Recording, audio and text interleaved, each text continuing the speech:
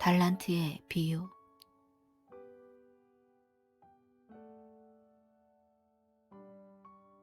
달란트를 숨겨두지 말라. 달란트는 쓰기 위해 주어진 것이다. 벤자민 프랭클린.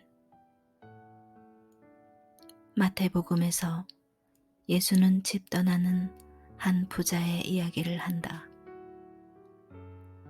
부자는 집을 떠나기에 앞서 종들을 불렀다. 그리고 그들의 능력에 맞게 각각 재산을 나누어 주었다. 한 종에게는 5달란트를, 다른 한 종에게는 2달란트를, 나머지 한 종에게는 1달란트를 각각 나누어 주었다. 그리고 부자는 여행을 떠났다. 5달란트를 받은 종은 그 돈으로 장사를 하여 5달란트를 더 남겼다. 2달란트를 받은 종 역시 장사를 하여 2달란트를 더 남겼다. 그러나 1달란트를 받은 종은 그 돈을 땅속에 감추어 두었다. 얼마 후 여행에서 돌아온 부자는 종들을 불러 셈을 치렀다.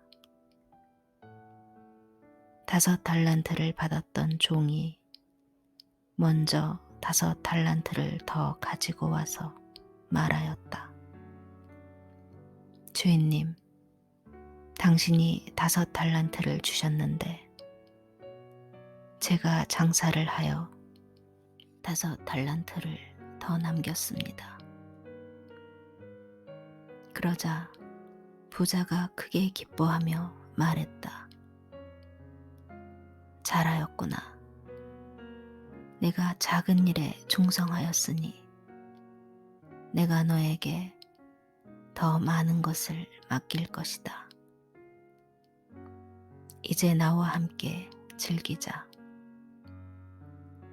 그 다음 2달란트를 받았던 종이 앞으로 나왔다. 주인님, 당신이 2달란트를 주셨는데 보십시오. 제가 2달란트를 더 남겼습니다. 부자는 몹시 기뻐하며 말했다. 잘하였구나, 착한 종아. 내가 작은 일에 충성하였으니 이제 내가 너에게 더 많은 것을 맡길 것이다. 그러니 와서 나와 함께 먹고 마시자. 마지막으로 1달란트를 받았던 종이 앞으로 나와 말하였다. 주인님, 당신은 마음이 굳은 사람이라고 들었습니다. 주인님이 주신 돈을 잃을까 두려워 달란트를 땅속에 감추어 두었습니다. 보십시오. 여기 당신이 주신 1달란트가 있습니다. 이것은 당신의 것이니 이제 다시 받으시옵소서. 하지만 부자의 대답은 냉담했다. 너는 참으로 게으른 종이로구나.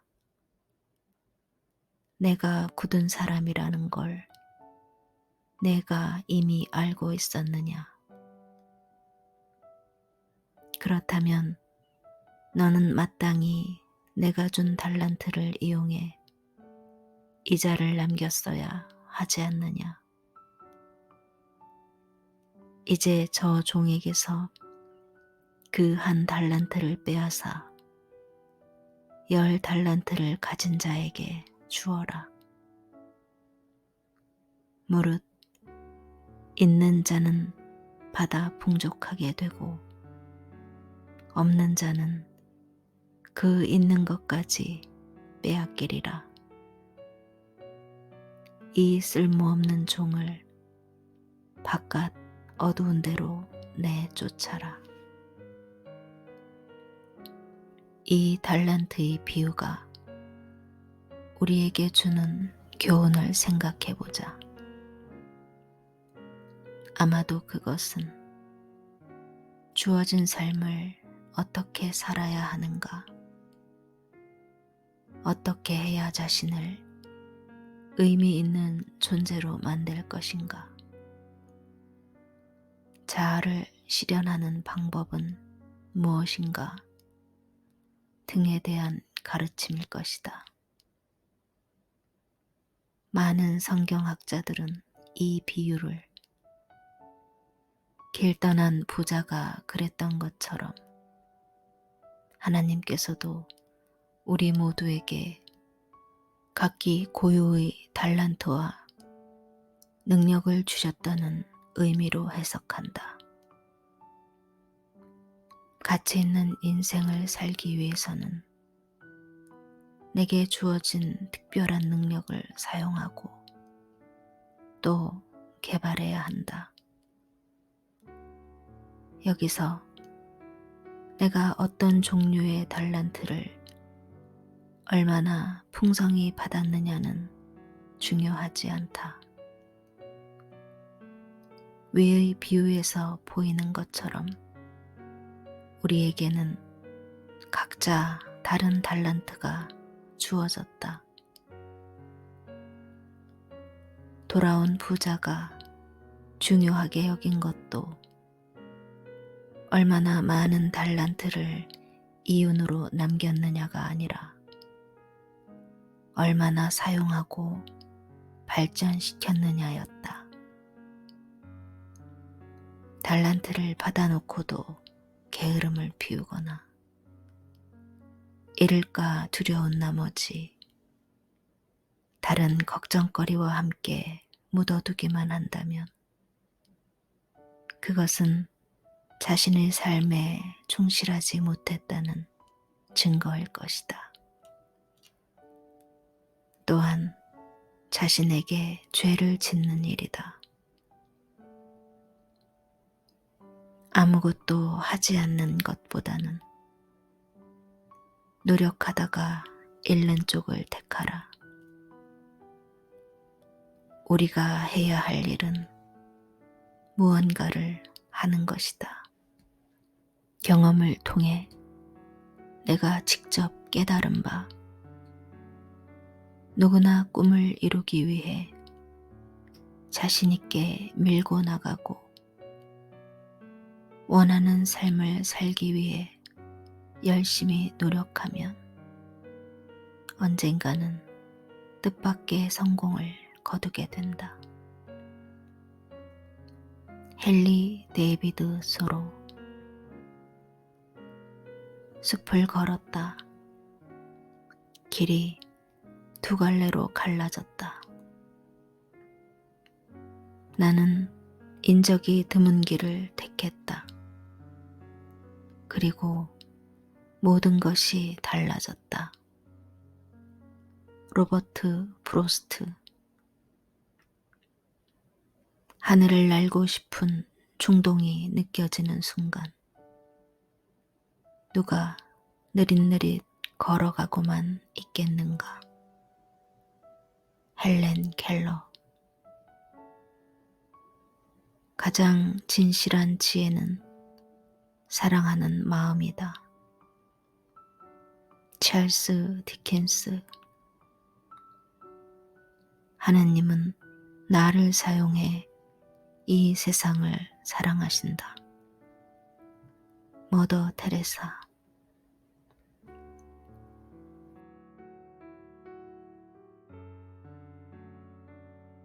당신의 하루하루를 걸작품으로. 삶을 사는 방식에는 오직 두 가지가 있다. 하나는 모든 것을 기적이라고 믿는 것이고,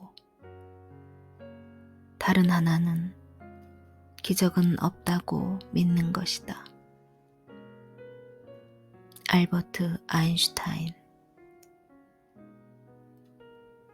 이 세상에 태어난 모든 사람은 이곳에 처음 도착한 사람들이다. 당신과 나, 우리 모두는 태어나 처음 울고, 처음 땅을 밟았으며, 처음 햇살을 맞이했다.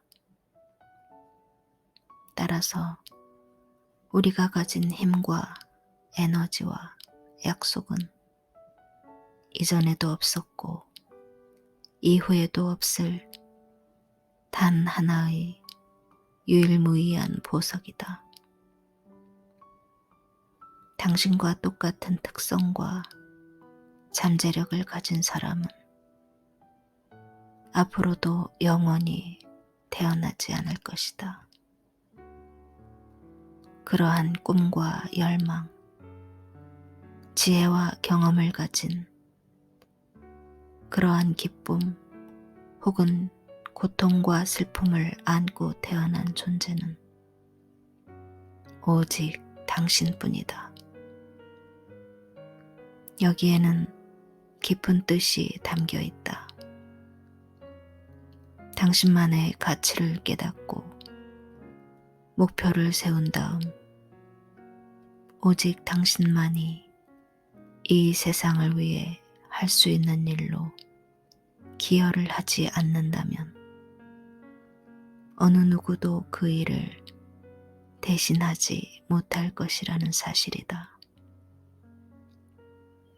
하느님은 오직 당신에게만 그 능력을 주셨으므로 당신이 아니면 당신의 노래는 영원히 사라지고 말 것이다. 당신만이 만들어낼 수 있는 아름다운 선율은 이 우주 어느 곳에서도 영원히 연주되지 않을 것이다. 시인 소로는 말했다. 인생은 짧고 다시 되돌릴 수도 없다. 하지만 우리는 삶의 순간순간마다 경이로움에 놀라며 삶의 의미를 맛볼 수 있다. 이 얼마나 알알이 소중한 시간들인가. 기회는 딱 한 번 오고 지나가면 영원히 잡을 수 없다. 그렇기에 삶의 순간순간들은 나만의 특별한 재능과 능력을 발휘하고 발전시킬 수 있는 단 한 번의 기회이다. 또한 지금 내가 가진 것으로 현재의 위치에서 최선을 다할 수 있는 기회이며, 그래서 삶에게 감사와 믿음이라는 선물을 되돌려줄 수 있는 기회이다. 사람은 각각 다른 스타일과 기질을 가지고 있으면서 그중 가장 좋은 것으로 자신의 주변을 아름답게 만들고 책임을 완수한다. 그리고 인간관계를 형성해 간다. 바닥을 청소하는 일에서부터 담장을 고치는 일까지, 자녀를 보살피는 일에서부터 도움이 필요한 낯선 사람을 돕는 일까지, 무슨 일을 하든 그 일은 도전적이고 소중하며 우리만이 가진 재능과 능력을 발휘할 수 있는 공간을 마련해 준다. 우리가 어디에서 무엇을 하든 우리는 더 잘할 수 있도록 또 탁월한 비전을 표현할 수 있도록 노력할 수 있다. 그로 인해 재능이 발전하며 우리의 모습은 더욱 진실되고 아름답고 소중해지는 것이다. 매일매일 우리가 하는 일과 우리가 맡은 책임은 사소하고 보잘것없어 보일 수도 있다. 하지만 그렇게 사소한 분놀림 하나하나가 모여 다채로운 색상과 훌륭한 질감이 숨쉬는 살아있는 캔버스를 만들며 궁극적으로는 우리의 삶을 최고의 걸작품으로 만들어주는 것이다.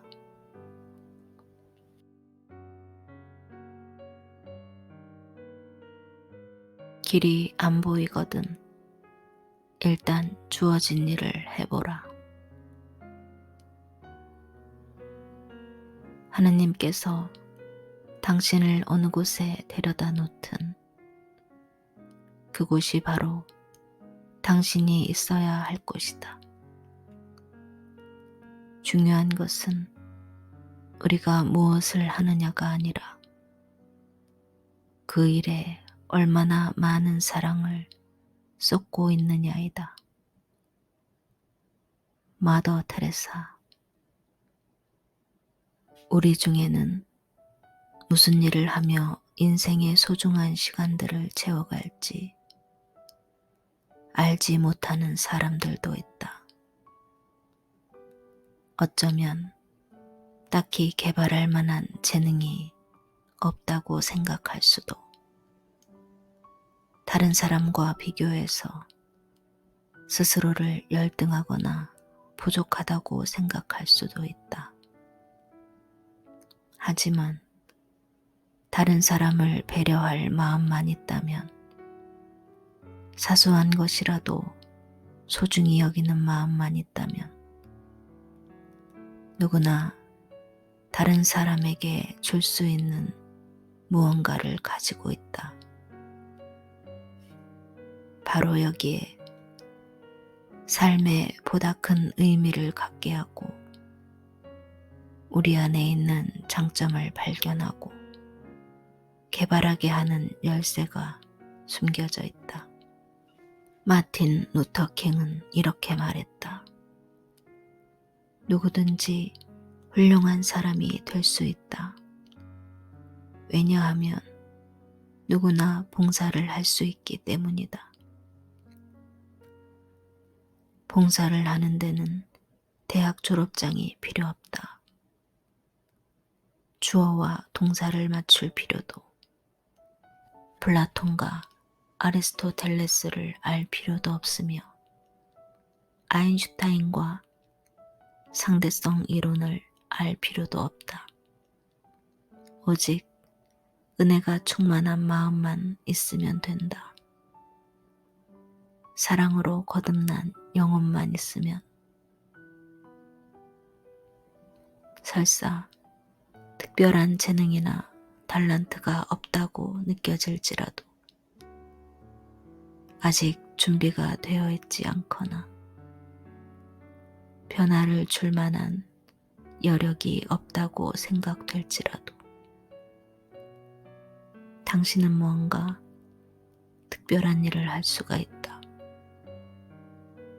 당신이 믿는 종교의 성서를 펴놓고 용기와 실천의 본보기를 찾아보라.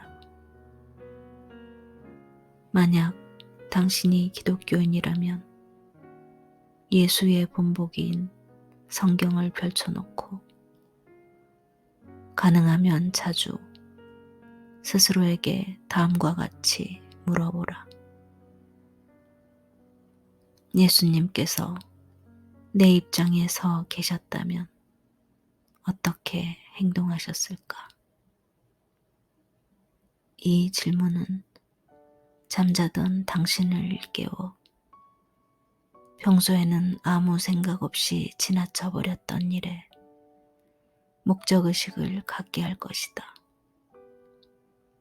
중요한 것은 당신이 선물로 받은 이 삶에서 무언가 특별한 일을 하겠다는 믿음과 희망을 늘 간직하는 것이다.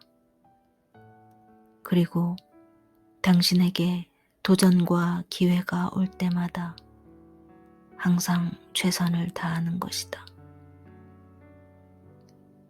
랄프 waldo 에머슨은 다음과 같이 충고한다.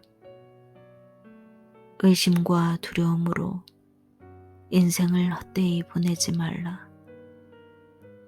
주어진 일에 최선을 다하는 것이 앞으로 다가올 시간을 가장 훌륭하게 준비하는 것이다. 주어진 일을 성실히 이행하고 하는 일마다 최선을 다하다 보면 진정한 자신의 능력을 발견할 수 있다. 자신을 인식하고 자기만의 재능과 잠재력을 깨닫는 것은 자신을 반성하거나 해야 할 일을 생각하고 있을 때가 아니라 우리가 살고 있는 이 세상에 맞서 실제로 무언가를 행할 때 가능하다. 자신에게 주어진 일을 해보라. 그러면 자신이 누구인지 금방 알게 된다. 설령 자신이 하고 싶은 일이 무엇인지 확신할 수 없다 할지라도 적극적으로 행동하면서 일단 우리 앞에 주어진 기회를 최대한 활용하는 것이 최선의 방법이다. 그래야 스스로의 한계를 시험할 수 있으며 실수를 통해 교훈을 얻고 또 우리의 진로를 수정할 수가 있다. 재능 또한 이러한 과정을 통해 겉으로 드러나게 된다. 아울러 자신에게 주어진 일을 최선을 다해 수행하다 보면 자신도 모르게 더 많은 능력이 개발되는 것이다.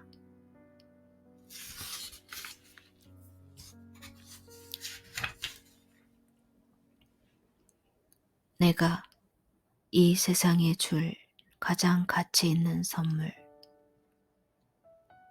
많은 사람들은 진정한 행복이 무엇인지 잘 모르고 있다.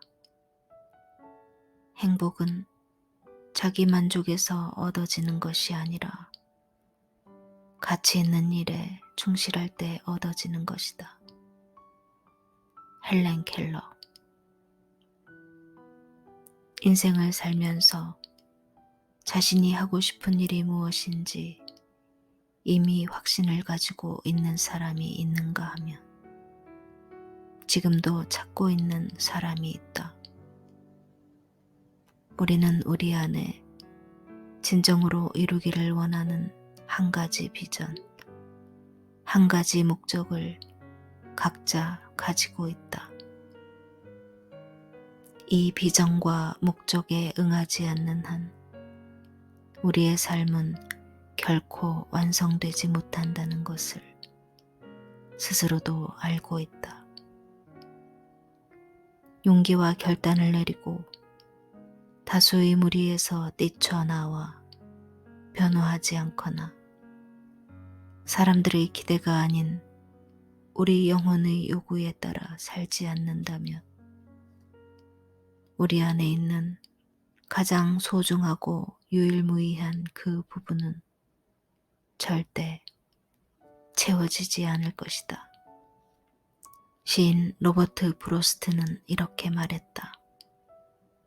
어떤 사람들은 사물을 있는 그대로 바라보면서 그것들이 왜 존재하느냐고 묻는다.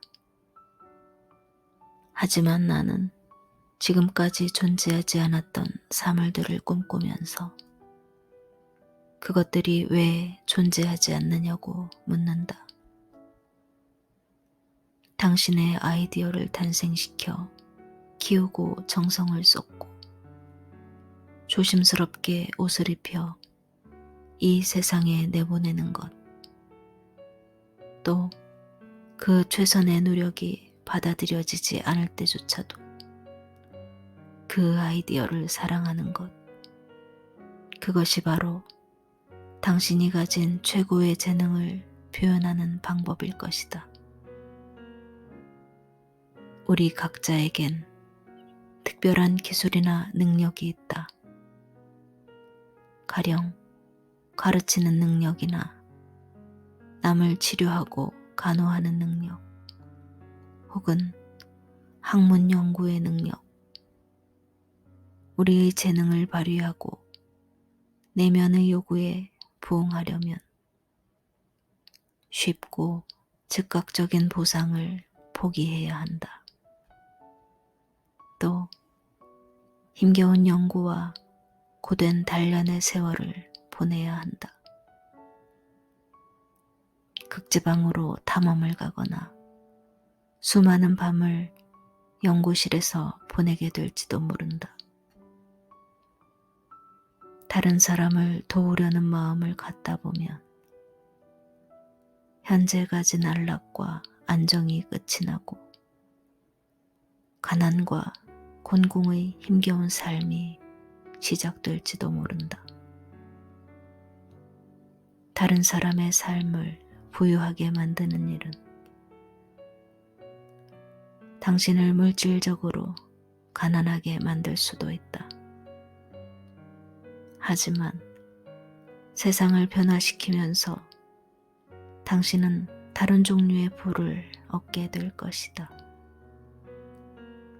잃는 것은 조금이 돼 얻는 것은 많아질 것이다.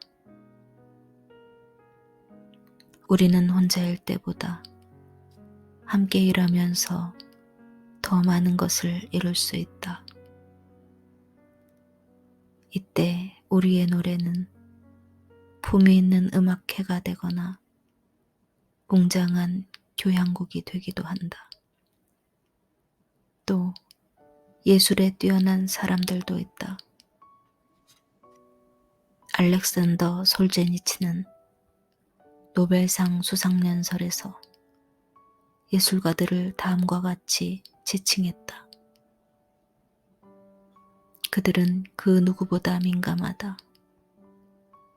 그래서 인간이 이 세상에 끼치는 영향이 얼마나 아름다울 수도 얼마나 흉포할 수도 있는지를 증명해준다.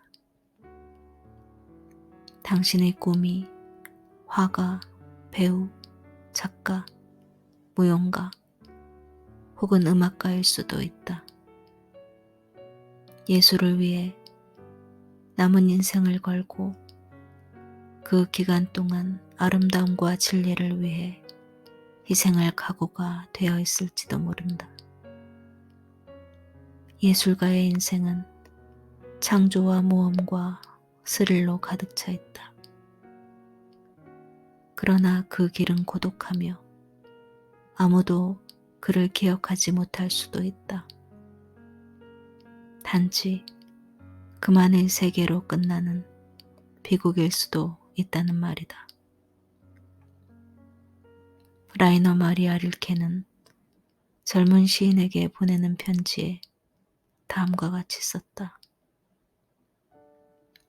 어쩌면 당신은 예술가가 천직이라는 것을 알게 될 것입니다.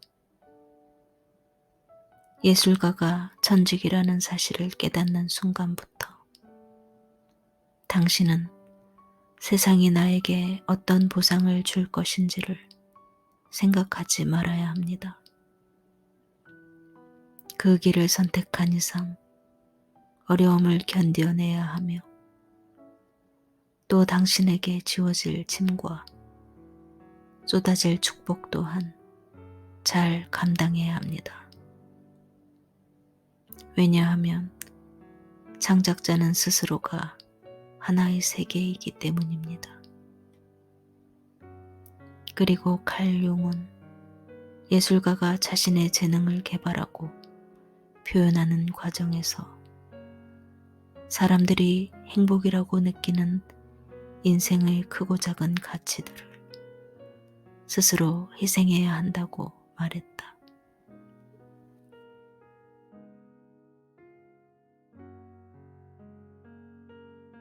폭풍의 언덕 그 너머에는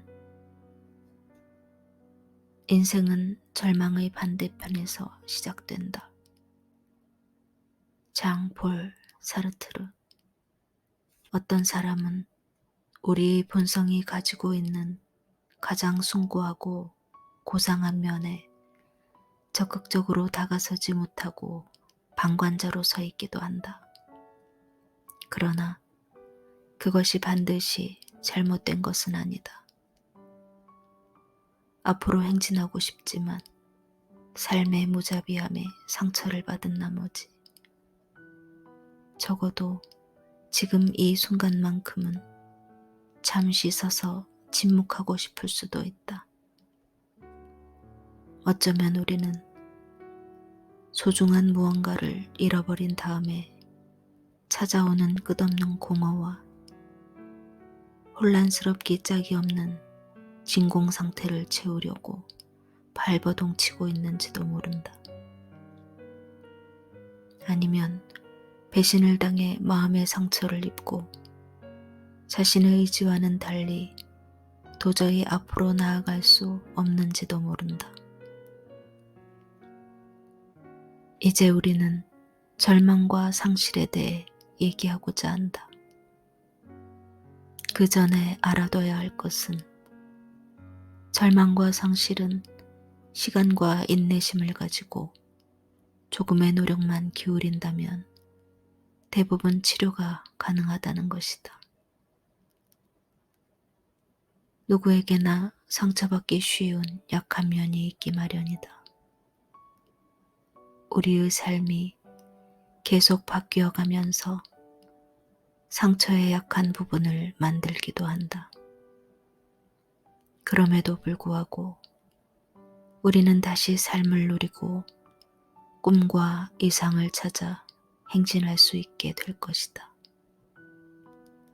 시간이 흐르면서 우리도 함께 변화되어 갈 것이다. 왜냐하면 시간은 일어나는 모든 것을 잠재우는 힘을 가졌기 때문이다. 괴테는 말했다. 하나님은 실망한 자를 일으켜 세우고 약한 자를 돕는 수천 가지 방법을 알고 계신다. 때때로 우리의 모습은 겨울 들판에 서 있는 앙상한 나무일 때도 있다. 그 황량한 모습을 바라보면서 이듬해 봄이 오면 이 나뭇가지에 파란 싹이 나고 꽃이 피고 열매가 열릴 거라고 생각할 사람이 누가 있겠는가. 하지만 그것은 머지않은 미래에 실제로 일어날 일이다. 전도서의 저자가 말한 대로 모든 것에는 때가 있으며 하늘 아래 모든 목적에는 그에 맞는 시기가 있다. 태어나는 시간과 죽는 시간, 심는 시간과 뿌리채 뽑히는 시간, 허물어지는 시간과 쌓아 올리는 시간, 눈물을 흘리는 시간과 웃는 시간, 슬퍼하며 애도하는 시간과 기쁨으로 춤추는 시간. 만약 지금이 당신의 인생에서 무언가 무너져 내리고 뿌리가 뽑혀져 나가는 애도와 슬픔의 시간이라면 먼저 마음을 가라앉히고 인내심을 가지길. 친구와 심하게 다툰 후에라도 그 친구를 결코 놓칠 수 없었던 때를 떠올려 보기를. 검은 구름이 걷히면 하늘이 여전히 그곳에서 파란 웃음을 짓고 있는 것처럼 당신이 힘들어하는 폭풍의 언덕 그 너머에는 당신을 돕기 위해 언제나 기다리는 어떤 존재가 있다. 당신은 그에게 위로와 조언을 구함으로써 희망과 용기를 다시 얻을 수 있으리라. 이런 면에서 달란트의 비유가 우리에게 주는 의미는 참으로 깊다. 우리가 믿음, 희망, 사랑, 인내, 친절한 마음, 용서, 참을성, 그 밖의 미덕을 더 많이 갖게 해달라고 적극적으로 원하고 갈망한다면 정말로 원하는 것보다 몇 배 더 많은 것이 자신에게 주어진다는 것을 깨닫게 되리라.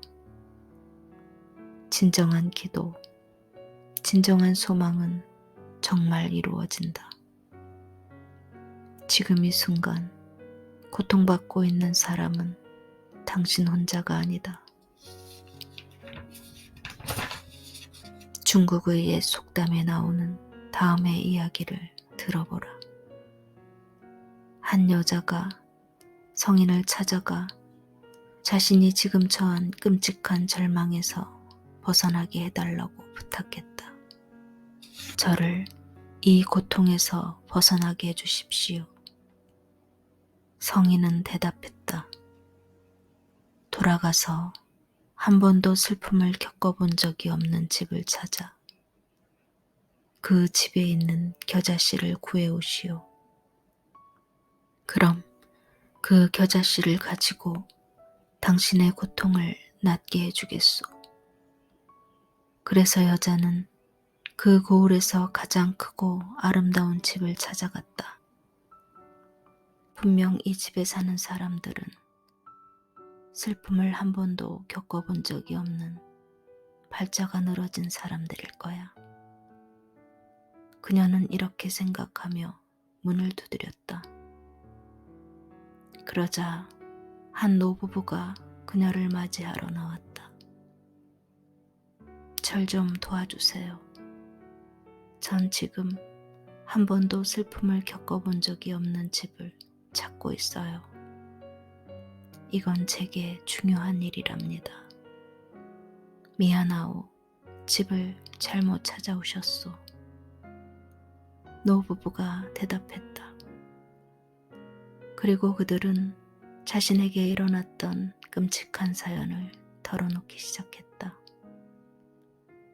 여자는 오히려 노부부를 위로하다 보니 자신의 처지를 잠시 잊게 되었다.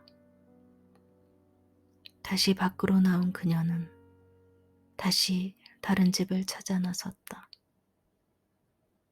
오두막집에 사는 가난한 사람들도 만나고 대궐 같은 집에 사는 부자들도 만나며 온 마을을 샅샅이 뒤지고 다녔다. 하지만 그녀가 들은 이야기라고는 모두 슬프고 절망스러운 이야기뿐이었다.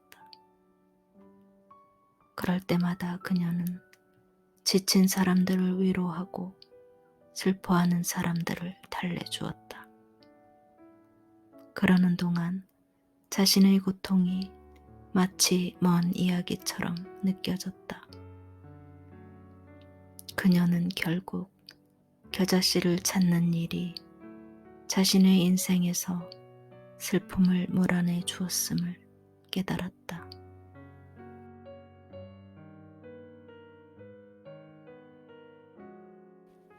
아무도 가지 않는 길, 그 길을 처음 들어선 사람.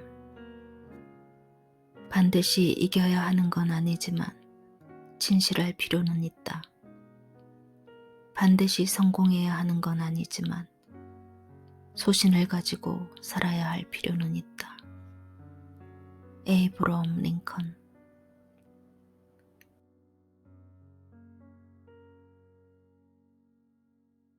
많은 사람들은 자신이 지금 인생의 가장 어려운 시점에 놓여 있다고 단정 짓는다. 그리고 이렇게 중얼거리곤 한다. 이보다 더 힘들 순 없을 거야. 하지만 어떤 순간이라도 새로운 꿈을 쫓을 수 없을 만큼 힘든 시기란 거의 없다. 왜냐하면 가장 어렵고 힘든 때일수록 오히려 재능과 희망을 찾아낼 기회가 더 많기 때문이다. 물론 쉽지 않다. 우리가 재능과 새로운 희망과 용기를 찾고자 할 때는 그만큼 어려운 장애물이 놓이기 마련이니까. 미지의 것에 대한 두려움, 나 혼자 되는 게 아닌가 하는 망설임, 언제 닥쳐올지 모르는 실패에 대한 걱정, 주변 사람들을 실망시키지 않을까 하는 조바심, 겨울 난로가에서 사람들과 얘기를 나누다가 혹은 봄날 오후 햇살을 맞으며 산책을 하다가 우리는 스스로가 이루어낼 수 있는 더 훌륭한 삶의 모습을 어렴풋이 떠올려 본다. 자기에게만 들리는 작은 목소리로 내가 이룰 꿈이나 이상을 속삭이고 그 꿈과 이상을 이루기 위해 보람된 인생을 살아보리라 다짐한다. 하지만 바로 그날 오후 혹은 그 다음 날 우리의 비전은 온데간데 없이 사라지고 당장 닥친 사소한 일에 얽매여 미래를 위한 여유는 저 멀리 달아나 버리고 만다. 이렇게 현실에 파묻혀 살다 보면 우리의 꿈과 이상은 불확실이라는 베일에 가려지고 때론 꿈과 이상을 쫓는다는 것이 어리석게 느껴지기까지 한다. 바람이 가로지르는 낮은 골짜기와 언덕, 그리고 눈 덮인 정상은 우리가 가고 싶어하는 길이지만 위험하고 험준해 보이기도 한다. 비록 아름다운 정상은 장관을 한눈에 바라보기에 좋지만 그곳을 향하는 길은 그야말로 위험하기 짝이 없다. 습속에서 길을 잃을 수도 있고 낭떠러지에서 떨어질 수도 있으며 뜨거운 햇볕과 시야를 가리는 거센 비바람, 그리고 피로를 견디지 못하고 중도에 쓰러질 수도 있다. 확실히 좋은 길이란 언젠가 가본 적이 있어서 덜 위험하게 느껴지는 그런 길이다. 우리는 그 길을 택하려고만 한다. 우리가 쉽게 택하는 길에는 안개가 자욱이 끼어 있지만 찾는 사람이 많다. 그곳이 막다른 길인 줄도 모르고 많은 사람들이 남의 뒤를 따라 터벅터벅 걸어간다. 우리는 그저 앞사람이 하는 대로 따라하고 있을 뿐이다. 그것은 바로 위로, 안정, 돈, 권력, 쾌락을 쫓는 일이다. 하지만 그것들은 많이 가지면 가질수록 목마름만 더해지고 우리의 내면 깊숙한 곳은 늘 채워지지 않은 채로 공허함만 싸늘히 맴돌 뿐이다. 때때로 우리는 우리가 가진 재능으로 이상을 추구하기보다는 현실적이고 확실해 보이는 성공을 얻으려고 한다. 돈으로 측정할 수 있는 성공에만 온통 관심이 쏠려 있거나 도전적이고 보람된 오늘의 삶을 포기하고 편안하고 안락한 내일의 삶을 서둘러 쫓기도 한다. 하지만 이런 목표들은 머지않아 사막의 신기루처럼 시야에서 사라져버리고 만다. 성공과 행복은 어느 날 갑자기 손에 넣으려고 해서 잡히는 것이 아니다.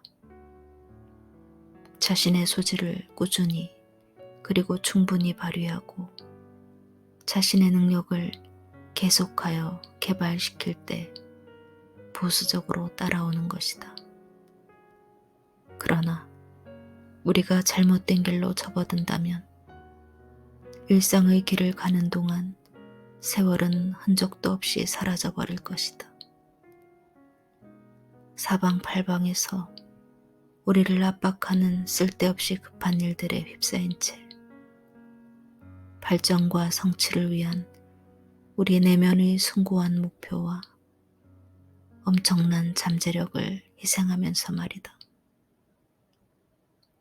시간이 갈수록 우리는 잊혀진 꿈과 재능과 이상에 대해 이야기하는 횟수가 줄어들 것이며 우리의 이런 암묵적인 합의가 다른 사람들의 꿈과 재능과 이상을 잃어버리게 만들 수도 있다.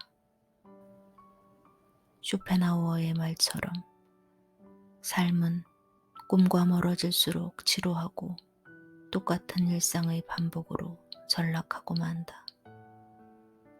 흔히 세월은 피부에 주름을 남긴다고 하지만 의욕과 열정과 이상을 상실하면 영혼에 주름이 생긴다.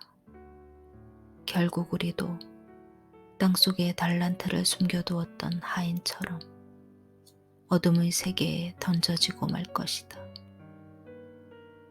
우리는 많은 돈을 벌 수도 화려한 외관과 소유물로 우리의 삶을 가득 채울 수도 있다. 하지만 우리 내면에 남을 공허와 갈망은 어떻게든 없애기 어려울 것이다. 일단 편안하고 안락한 수준에 이르면 인간은 천부적인 재능을 발휘할 수 있는 무언가를 추구하게 된다. 우리가 살고 있는 이 세상에서 스스로 가치 있는 존재라고 느끼게 해주는 무언가를 말이다. 만약 더 숭고한 목적을 위해 이를 실천한다면 우리의 삶은 열정과 성장과 발견으로 가득 차게 될 것이다. 더불어 이 세상도 우리가 이룰 수 있는 것들로 가득 차게 될 것이다.